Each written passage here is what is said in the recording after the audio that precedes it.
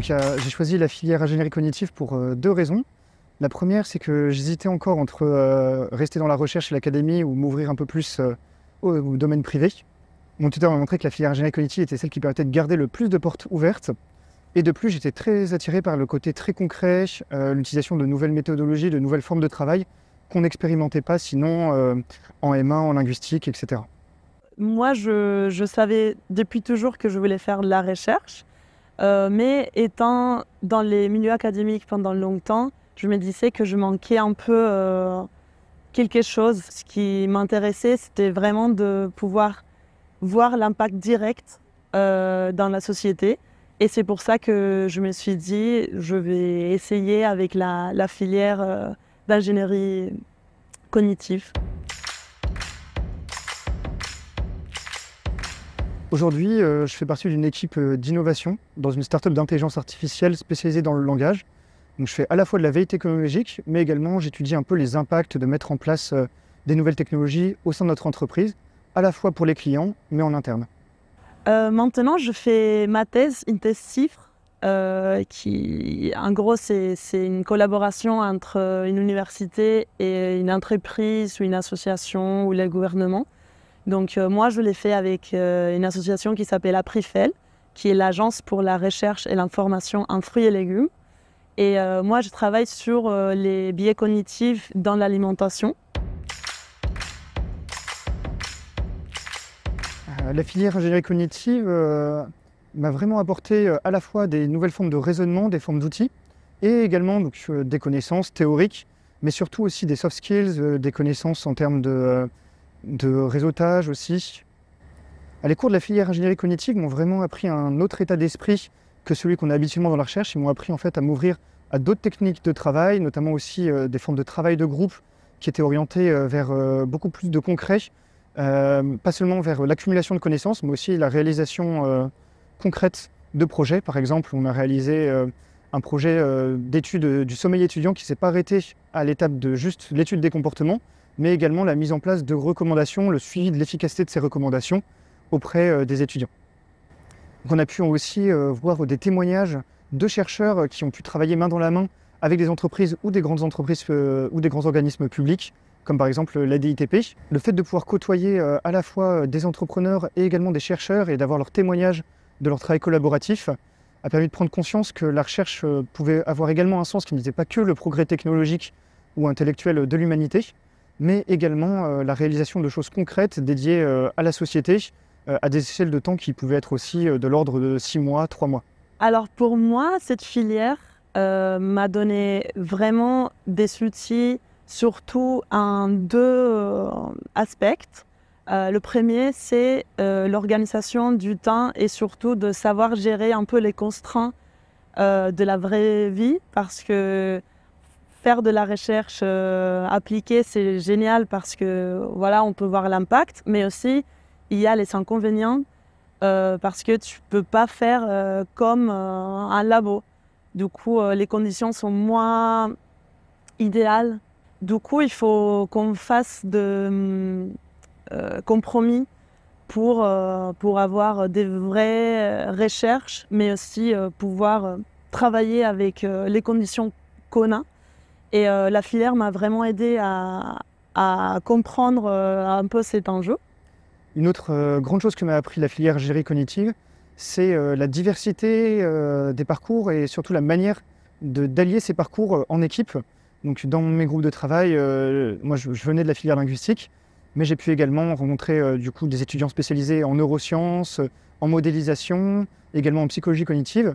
Et on a dû apprendre en fait à parler différents langages ensemble pour un seul et même projet. Et l'autre aspect que cette filière m'a apporté, c'est de comprendre comment faire la communication entre les milieux académiques et ailleurs, parce que c'est vraiment pas évident comment faire comprendre la science. Et avec la filière, il y a aussi cette partie d'apprendre à être plus en contact avec le monde pas académique. Avant d'entrer dans la filière ingénierie cognitive, je me posais beaucoup de questions à la fois sur mon désir de faire de la recherche et en plus de faire de la recherche fondamentale en académie. La filière génie cognitive s'est un peu apportée comme ça, comme une double réponse, à la fois en restant dans un cadre d'expertise et de connaissances intellectuelles très poussées, tout en proposant en fait une nouvelle ouverture. Et de ce côté-là, ça m'a beaucoup rassuré de ne pas pouvoir en fait mettre de côté entièrement toutes mes études précédentes, de linguistique notamment, que j'ai pu réutiliser justement dans le cadre des différents cours, tout en fait leur donnant un nouveau sens et une nouvelle interprétation qui n'était pas une interprétation purement technique. Alors pour moi, c'était assez facile de faire le choix parce que, en gros, je me suis dit, je ne veux pas vraiment rester dans le monde académique pur, université, je ne voulais pas être prof. Et du coup, mais j'adore faire de la recherche, du coup je me disais c'est un bon compromis pour pouvoir continuer à faire de la recherche, mais en même temps partir un peu et de ne pas être à l'université. Donc de ces côtés, je n'avais pas grand doute. Par contre, je me demandais si c'était légitime pour moi de faire une thèse appliquée, une thèse qui est pas académique, même si évidemment tous les thèses sont académiques parce qu'on est à l'université quand même. Mais dès que je commençais la thèse, et même avant, avec mes relations avec l'association avec qui je travaille et tout, et aussi en parlant avec d'autres gens, vraiment les gens ne sont pas du tout méfiés de la thèse appliquée. Au contraire, en fait, il apprécie qu'on veut déjà travailler en entreprise et qu'on veut en fait faire ces liens entre le monde académique et dehors, du moins hors du monde académique. Et du coup, je pense que c'est assez apprécié. La filière ingénierie cognitive s'est jamais présentée comme une manière d'arrêter le chemin de la recherche, ni même de le mettre en pause un temps, mais plutôt de lui donner une autre interprétation. Impact, comme j'ai déjà dit, parce que vraiment je trouve qu'il y a une différence importante entre l'impact qu'on peut voir directement dans un labo et ce qu'on peut voir quand on est directement en entreprise ou dans le gouvernement ou dans une association. Ouverture parce que la filière ingénierie cognitive permet de rencontrer à la fois d'autres étudiants venant d'autres filières, mais également d'autres types de professeurs, d'enseignants, d'entrepreneurs. Compromis, parce que, comme je disais avant aussi, il faut faire de compromis parce qu'on n'a pas des conditions idéales comme on peut avoir dans les laboratoires.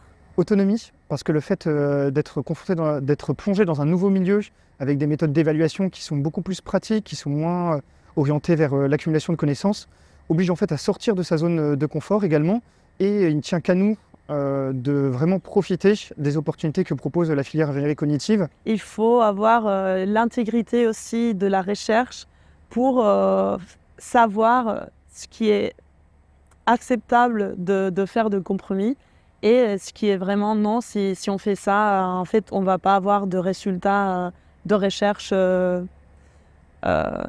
corrects.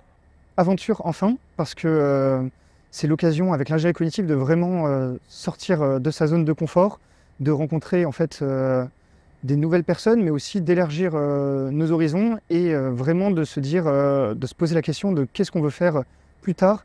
Est-ce qu'on veut justement continuer dans des filières de recherche fondamentale ou au contraire mettre en place directement pendant des projets étudiants déjà des résultats concrets, des projets opérationnels qui ont pour but de servir la société, l'humanité et puis également quand même la recherche.